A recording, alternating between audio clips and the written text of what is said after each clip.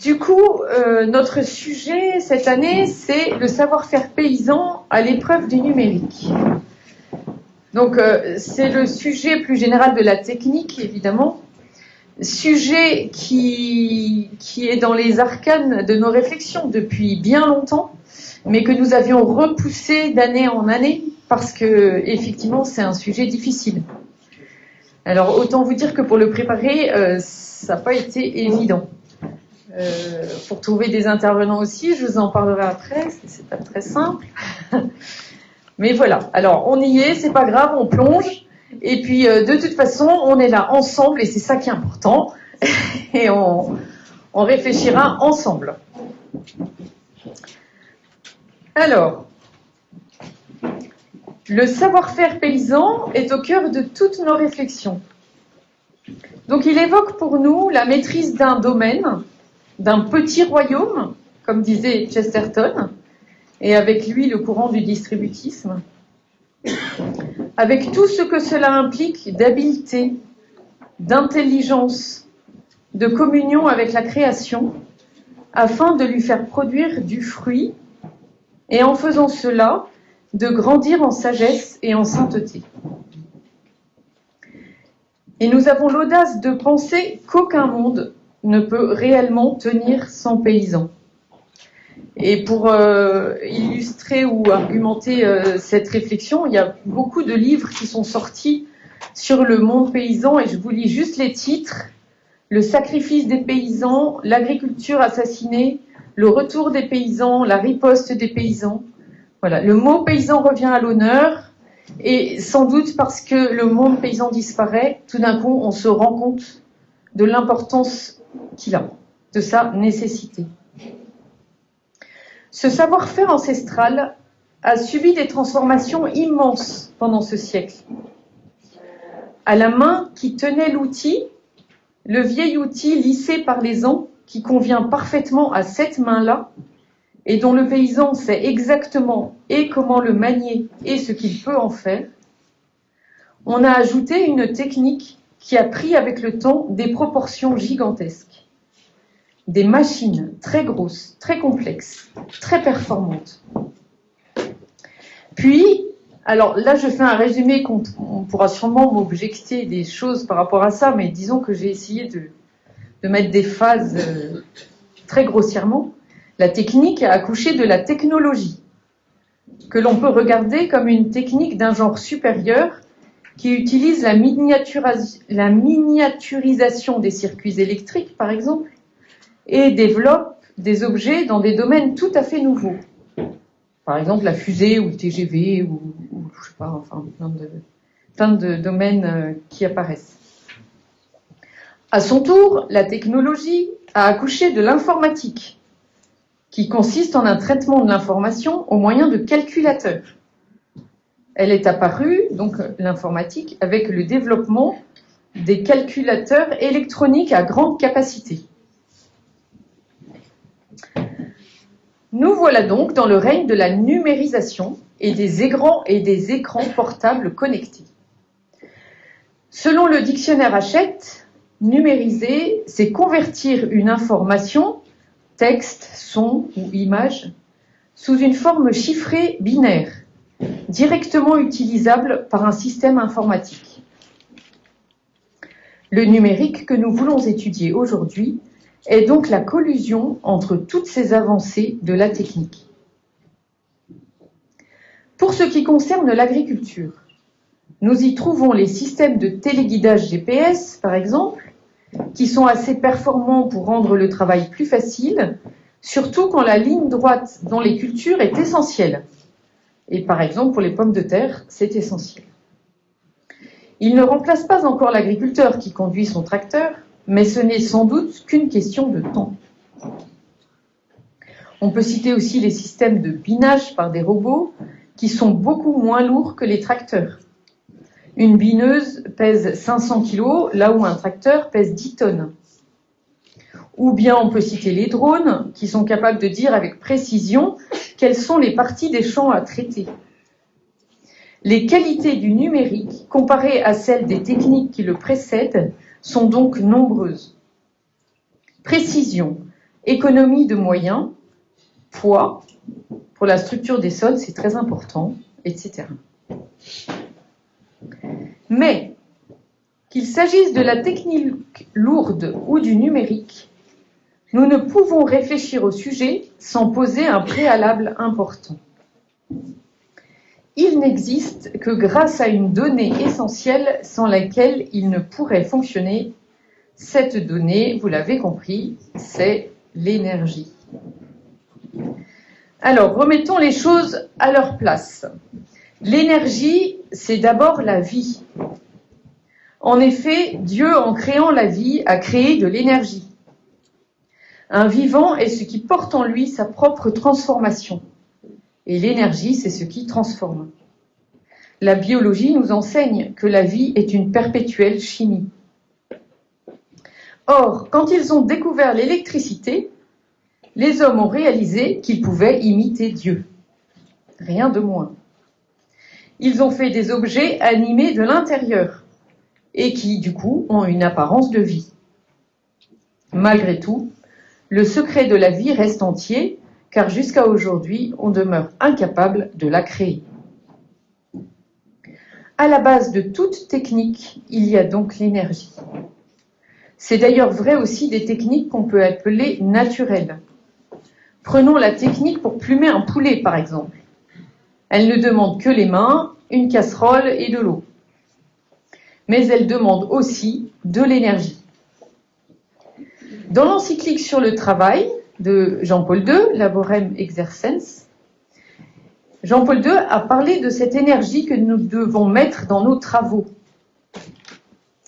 Il parle du sens de la vertu, de l'ardeur au travail. Non, il dit exactement, on ne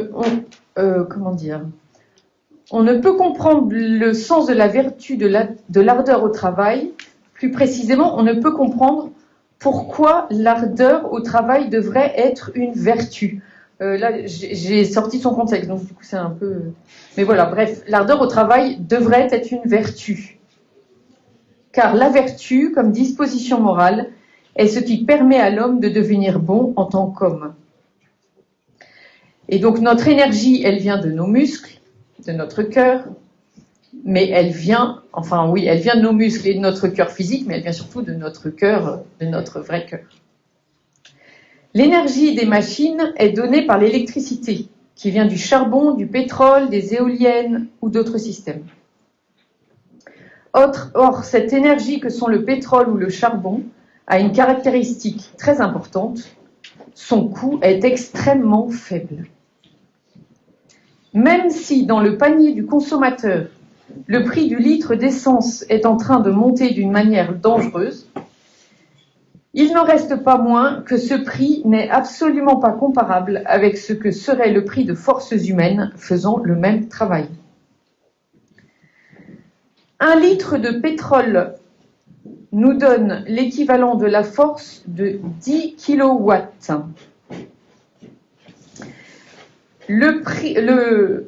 Un homme travaillant pendant 1 heure donne 0,05 kilowatts. Sans parler, et là quand on a dit ça, on n'a pas parlé du coût de la main-d'œuvre. Donc c'est vous dire la différence de quantité. Autant dire que c'est aujourd'hui une donnée que l'on ne peut pas ne pas prendre en considération. Même des esclaves ne pourraient rivaliser avec cette énergie-là, car il faudrait tout de même les nourrir et les laisser dormir un peu. Cette énergie fait donc de nous, qu'on le veuille ou non, des surhommes. Nous sommes capables de faire en quantité beaucoup plus, infiniment plus, que ne faisaient nos ancêtres dans le même temps. La contrepartie, c'est que cette énergie a transformé notre monde. L'électricité a permis des avancées dans tous les domaines, qui ont complètement transformé nos modes de vie, voire nos manières de penser et d'appréhender le réel. Nous voilà donc arrivés dans ce qu'on connaît bien, la société de consommation. Comme l'écrit Jacques Ellul, il cite Léo Ferré, « Assurément, nous ne sommes pas très fiers de prendre tous les matins l'autobus de l'aventure pour rentrer le soir après le turbin avec de vagues courbatures. » Et je cite un autre passage de Jacques Ellul, « La réalité, c'est d'abord le fait qu'il n'y a pas une machine, mais des centaines qui entourent l'homme et créent autour de lui un monde nouveau. Si l'homme peut prétendre être maître d'une machine, et même de chacune des machines considérées successivement, peut-il prétendre être le maître de l'ensemble technique dont chaque machine est une pièce? Ça, c'est la grande question de Jacques Ellul.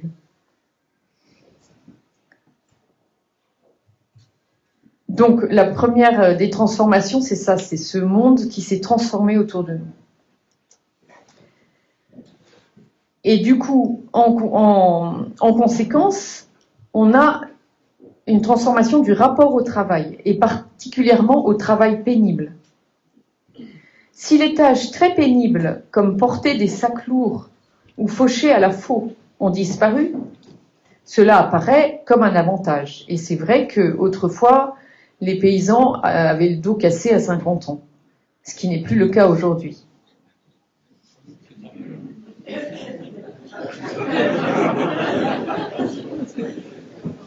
Pardon, oui.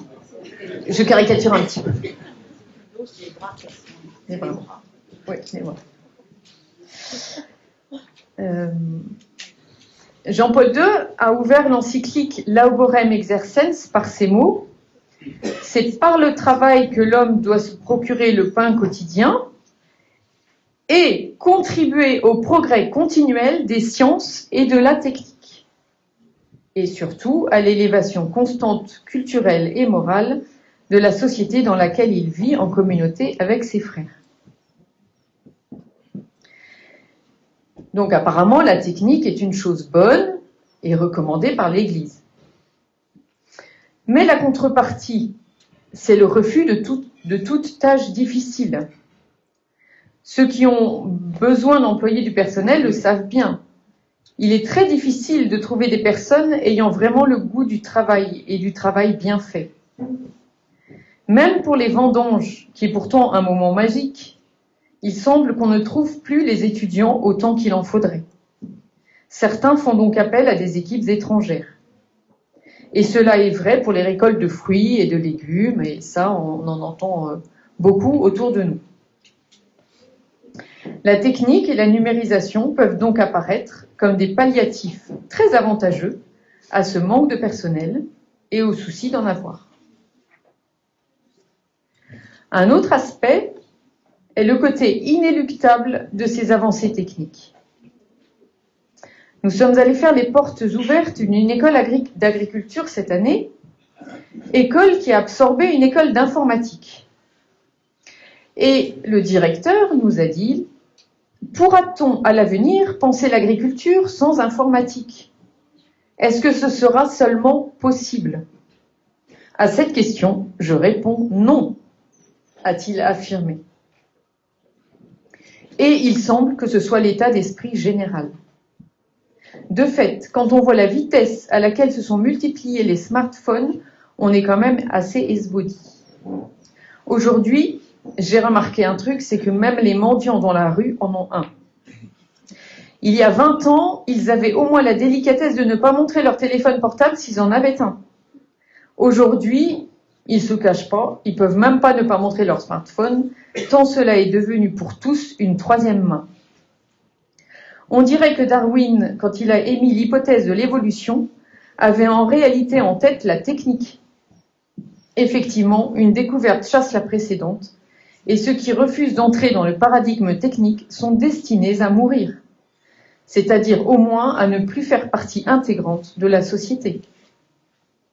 Ma fille n'a pas de smartphone, elle est en première. Et récemment, elle s'est mise tout d'un coup à pleurer en me disant « Tu ne te rends pas compte, maman, ce que c'est dur de ne pas avoir de smartphone. Ce n'est pas le fait de ne pas être comme les autres. » Ça, de fait, je crois qu'elle s'en fait plutôt une fierté. Mais c'est juste parce qu'on en a besoin tout le temps. Pour manger, j'aurais besoin d'un smartphone. Pour recevoir les infos, pour les annonces d'un cours qui est annulé ou qui est remis à une autre heure, pour obtenir des codes, pour tout, j'ai besoin d'un smartphone. La technique, la numérisation peuple notre quotidien. Qui n'a pas au moins une adresse mail? Levez la main.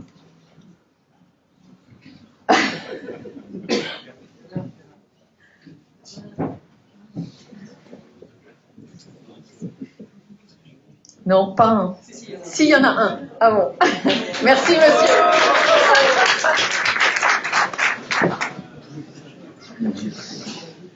Et comme cela nous touche de près, ce sont des sujets qui deviennent vite polémiques.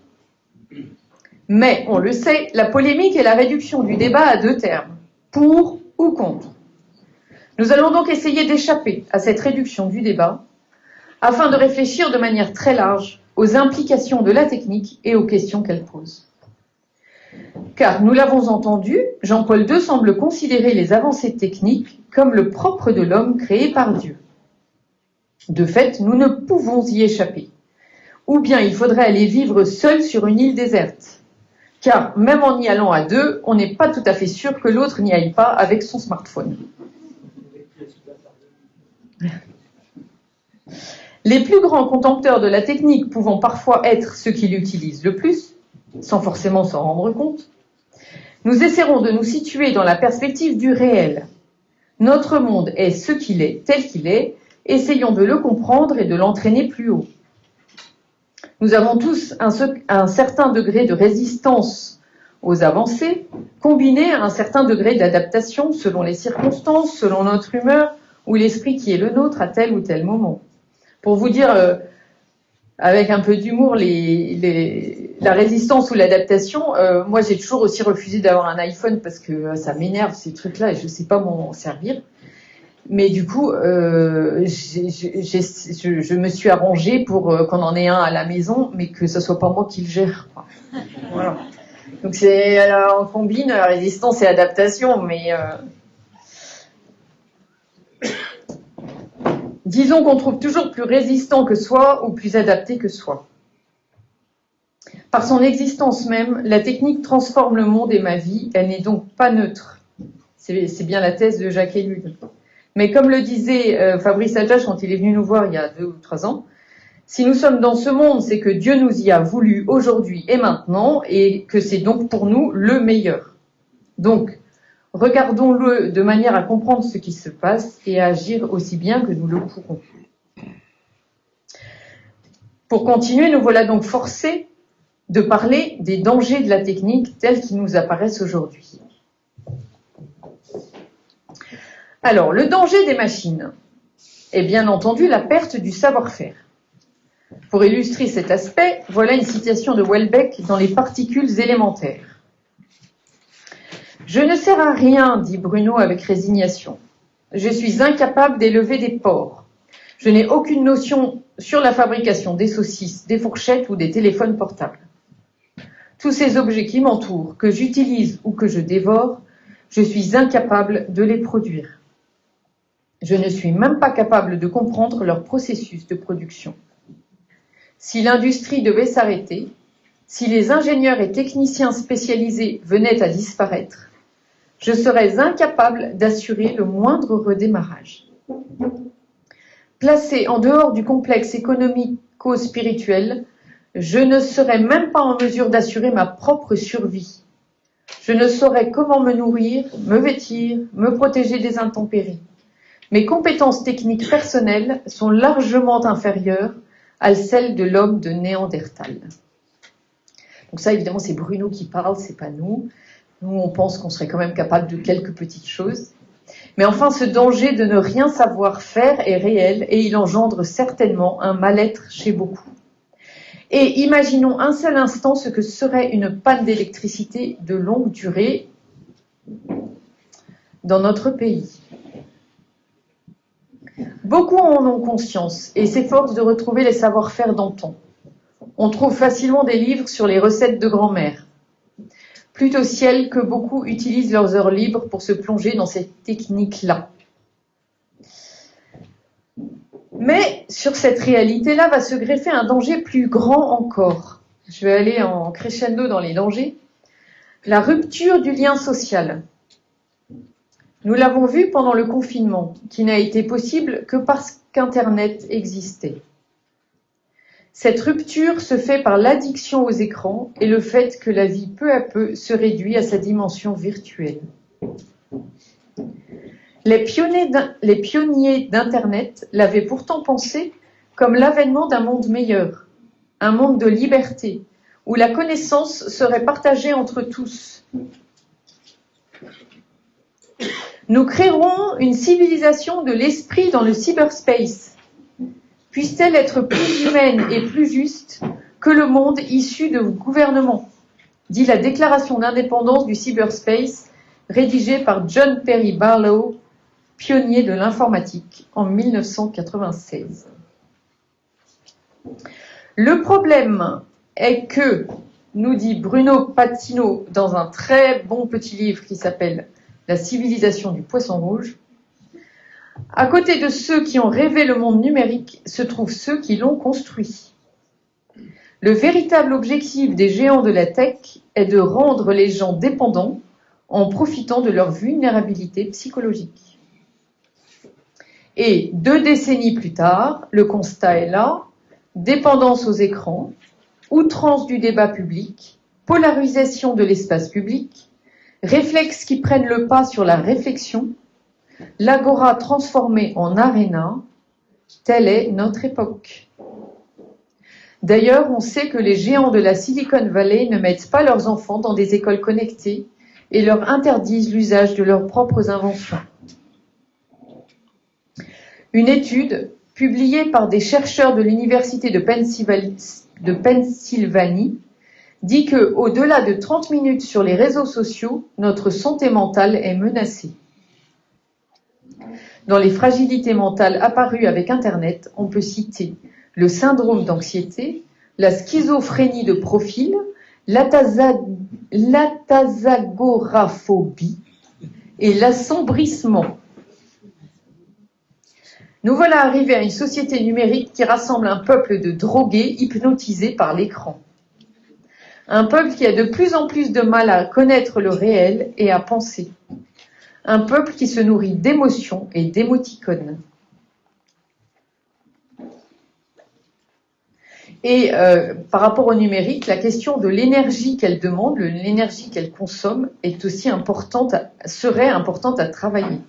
Parce qu'elle semble en consommer très peu, mais la réalité est peut-être différente de l'apparence. Parce qu'il faut compter tous les matériaux utilisés et tous les systèmes de stockage. Le système Internet repose, nous l'avons vu au début de cet exposé, sur un codage binaire. C'est comme si toute la réalité était réduite à 2 chiffres. Et tout le système informatique est basé sur du calcul. Dans la Bible, le roi David a un jour l'idée de compter son peuple. Il envoie Joab, le chef de son armée, pour faire le recensement. Après plusieurs mois, Joab revient et remet au roi le chiffre du recensement du peuple. Israël comptait 800 000 hommes de guerre et Juda 500 000. Mais après cela, le cœur de David lui bâtit d'avoir compté la population. Et David dit à Yahvé, « J'ai péché gravement en agissant ainsi.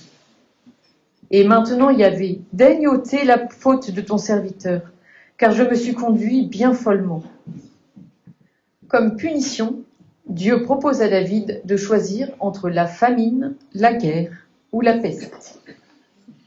Et David choisit la peste, car il trouve que c'est mieux de tomber entre les mains de Dieu qu'entre les mains des hommes. Compter n'est donc pas si anodin que cela peut nous sembler. Solzhenitsyn disait qu'il y a un parallèle entre le passage du Moyen-Âge à la Renaissance et le passage de l'électricité au numérique. Ce parallèle est à approfondir, mais si on dit que entre le passage du Moyen-Âge à la Renaissance, il y a l'aspect du profit qui commence à arriver, et donc du calcul, là, le passage de l'électricité au numérique, c'est aussi l'aspect du calcul qui prend le pas. On ne sache pas que Dieu ait un jour regretté d'avoir créé le monde. Tim Berners-Lee, le père de l'Internet, lui, le fait désormais publiquement. Il dit « La centralisation accrue du web a fini par produire un phénomène émergent de grande ampleur qui attaque l'humanité entière. L'un des principaux problèmes du web, aux yeux de son principal fondateur, tient aux données personnelles et à leur circulation. Tim Berners-Lee estime qu'aujourd'hui, elles sont utilisées à des fins inappropriées par de grandes entreprises, dans le but de les comprendre et de les manipuler, dénonce-t-il, alors qu'il s'agit à la base d'informations transmises gratuitement, mais qui vont être utilisées à des fins publicitaires et commerciales. La manipulation de ces données se fait particulièrement par les calculs et ce qu'on appelle les algorithmes. Ils sont utilisés par les grandes entreprises à des fins commerciales. On sait comment la moindre recherche sur Internet donne lieu à quantité de pubs qui nous arrivent de nulle part. Le but étant de ne jamais nous laisser respirer, que notre esprit soit toujours en alerte. Soit nous devons préparer un achat, soit nous devons regretter la bonne affaire que nous venons de rater, pour n'avoir pas été attentifs aux sollicitations. Ainsi est apparu le Black Friday, le vendredi noir, qui est une journée de solde sur Internet, permettant de mettre une nouvelle énergie dans les achats. Le roi David aimait Dieu et son peuple. Quand le roi n'aime ni Dieu ni son peuple, alors le second danger qui découle du premier est terrible. C'est l'avènement d'un État policier. En manœuvrant les gens par les émotions, en mettant l'accent sur leur santé ou leur bien-être, en moralisant tous les débats, peu à peu, on voit disparaître nos libertés les plus élémentaires. Une science est née qui étudie la manière de manœuvrer une foule ou un peuple. Elle s'appelle l'ingénierie sociale. Comment créer des réflexes, engendrer une sidération face à des ordres contradictoires.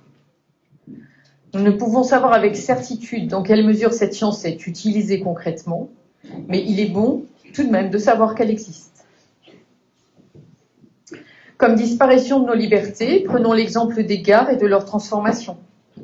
Sont apparus des grillages sur les quais comme pour parquer les troupeaux, puis des portiques de passage qui empêchent de circuler librement. Et on voit disparaître les sièges, les bancs dans les gares. L'espace public perd son aspect convivial. Mais en revanche, chaque gare se dote d'une zone commerciale plus ou moins grande. Qu'est-ce que le totalitarisme? C'est la mainmise de l'État sur tous les aspects de notre vie. Quand les écrans d'autoroute affichent « tous vaccinés, tous protégés », quand les haut-parleurs des gares le répètent sans cesse, c'est du totalitarisme, car c'est l'intrusion d'une propagande à des endroits où elle ne devrait pas être. Et quand tout le système est prêt, on peut demander un pass vaccinal et boucler les issues. Quand l'État donne la main aux grandes entreprises privées, celles qui détiennent toutes nos informations, là, il peut y avoir grand danger. Bernanos disait « La société capitaliste était prédestinée dès sa naissance à devenir la civilisation totalitaire. Si nous ne maîtrisons rien, comment nous défendrons-nous » Toutes ces questions peuvent paraître loin de notre sujet, mais ce n'est pas si lointain que cela n'en a l'air. Disons que c'est un préalable à la réflexion, car le principe de la vie paysanne est la liberté. Comment arriver à allier cette liberté avec la technique telle qu'elle nous est proposée? Est-ce seulement possible? La numérisation sera-t-elle à l'avenir un passage obligé si l'on veut garder nos fermes? Si oui, quels choix sont possibles et compatibles avec notre liberté? Comment faire pour ne pas entrer dans ce modèle de numérisation qui réduit tout le réel à 2 chiffres? Comment l'avoir à notre service sans être asservi par lui? Pour parler de cela, nous avons normalement Monsieur Kazé-Ongene qui a accepté de venir, sauf qu'on n'a pas de nouvelles de lui et je ne sais pas s'il sera là. Il nous a dit oui il y a 3 jours, on l'a eu au téléphone, c'était ok, mais depuis 3 jours, c'est silence radio. Donc voilà, s'il n'est pas là, c'est dommage parce que lui, il en sait un rayon sur la collusion entre l'État et les entreprises privées. Et c'est très intéressant. Et on pourrait aussi se poser la question du danger qui vient dans le numérique agricole. Enfin, le danger, je veux dire,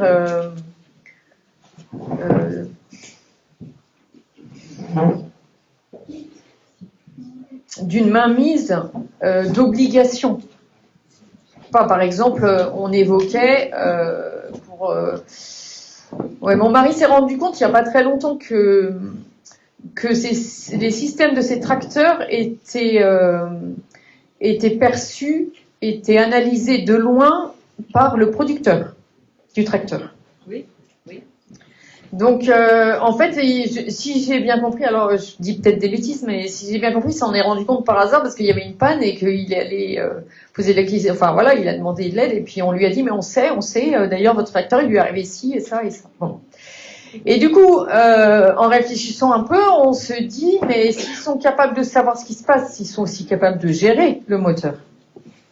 Donc, ils sont aussi capables, si l'État leur demande un jour, de dire, à partir de 11h du matin, votre tracteur, il marchera pas. Ou à partir de telle heure, au garage. Voilà, enfin, c'est des exemples, mais disons que ça fait réfléchir. Voilà, et donc la question c'est, est-ce qu'on peut refuser ce modèle et continuer comme avant? Ou bien est-ce qu'on est obligé de l'accepter et d'avancer avec, mais en avançant de manière libre quand même? La question des techniques appliquées à l'agriculture nous concerne tous. Quel choix faire? Quel est notre espace de liberté? Et du coup, pour ces questions vraiment techniques, Dominique a accepté de venir nous parler. Alors, avec Michel Lemouzy, ils avaient parlé de faire intervenir Monsieur Francis Laplace, mais malheureusement, Monsieur Francis Laplace est décédé quelques mois après qu'on en ait parlé. Et donc, il va y avoir un petit témoignage sur ce que Monsieur Laplace faisait, quel était son travail, et je pense que ça sera très intéressant pour nous. Donc, pour parler, ils vont être accompagnés de Mathieu Tabar, qui va aussi témoigner des systèmes qu'il utilise. Et donc, il y a Christophe Gudin, qui a accepté de venir nous parler aussi, merci beaucoup. Qui est vendeur de systèmes GPS. Voilà. Et qui vient de l'Allier. Un ami de Hugues. Puis, le père Emmanuel nous parlera de la technique et de la numérisation au plan philosophique. Qu'est-ce que la numérisation apporte à la technique? Et notre liberté est-elle assez grande pour que nous puissions utiliser ces moyens sans être asservis par eux? Demain matin, nous irons prier au sanctuaire et après avoir écouté un récit des apparitions à Sainte Marguerite-Marie à Dercoq, nous ferons tous ensemble, ou au moins ceux qui le souhaitent, j'espère tous, une prière de consécration au Sacré-Cœur de Jésus. Donc on en fera une au sanctuaire après l'intervention du Père, je ne sais plus, Cars, et je pense qu'on la renouvellera ici. Alors, on est obligé d'avoir la messe ici. Je vous explique. C'est simplement parce que comme on est trop nombreux, le sanctuaire a préféré qu'on on ne soit pas dans la messe paroissiale, parce que ça ferait trop. Et dans la chapelle des apparitions, apparemment, c'est trop aussi, parce qu'il n'y a pas assez de place. Donc voilà. Donc du coup, on la fera ici. Bon, on est ravis d'être ici, parce que c'est magnifique. On est dans un beau sanctuaire, donc c'est un peu dommage de ne pas profiter des lieux de culte, mais on ira quand même y prier en début de matinée. Voilà, et la messe est à 11h, donc ici. Hein. Attention. Et demain après-midi, nous aurons la joie d'écouter Don Vautrin, qui est déjà ici présent. Ceux qui veulent échanger avec lui... Oui, voilà. Je ne sais pas, vous vous levez? Oui. Voilà, merci.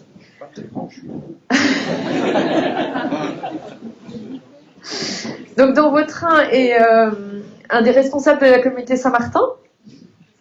Donc, on le remercie vraiment 1000 fois d'être avec nous aujourd'hui.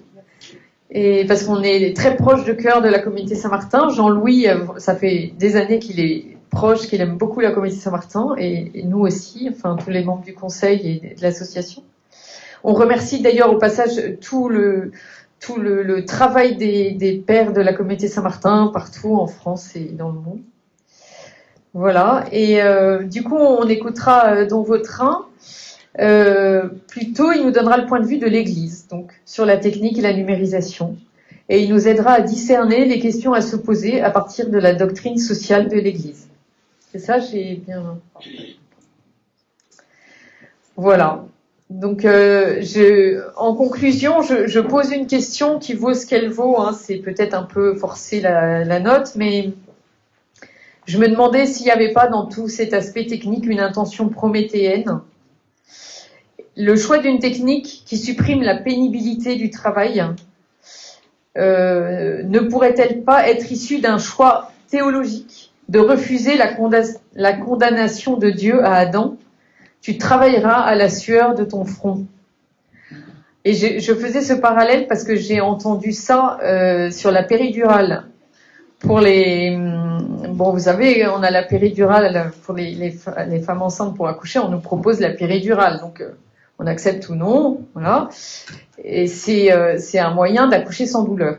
Et j'avais entendu dire que celui qui avait promu cette méthode avait clairement dit que c'était pour annuler la condamnation de Dieu, tu accoucheras dans la douleur.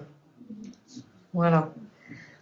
Donc, du coup, j'ai fait le parallèle avec le travail, la suppression du travail pénible, qui n'est jamais supprimé d'ailleurs, parce que les machines engendre un travail qui est bien plus pénible parce qu'il est ennuyeux. Mais enfin voilà, tout ça est une longue réflexion. Bon, je n'ai fait que comment dire, essayer d'éclairer un tout petit peu ce qu'on va dire, mais faire entrer dans un esprit surtout, parce que évidemment c'est pas du tout exhaustif, vous pouvez imaginer, c'est un sujet immense. Et du coup, je vais laisser la parole. On commence par Christophe. C'est ça? Ouais.